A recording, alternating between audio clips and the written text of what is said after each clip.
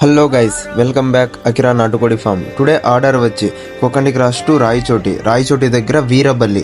Total 700 chicks అయితే delivery చేసిన. This is simple and cooling setup. I madly connected this setup. Hey guys, వచ్చే డబ్బులు వస్తూ ఉంటుంది, పోతూ ఉంటుంది. అకిరా ఫామ్ మీద ఉండే నమ్మకం ఎప్పటికీ పోనివ్వను.